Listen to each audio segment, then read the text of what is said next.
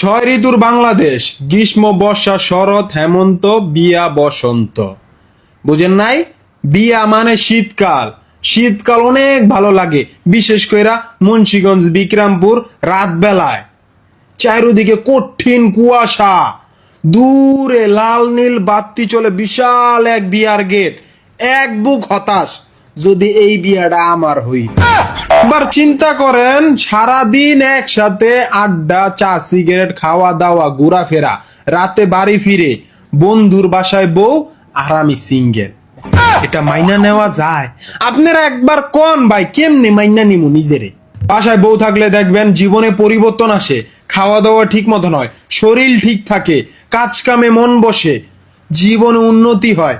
কিন্তু এই যুগে আইসাও যে বাপ মা উপযুক্ত সন্তানকে বিয়া করা নাই, সেই বাপ মা হইল স্বার্থপর।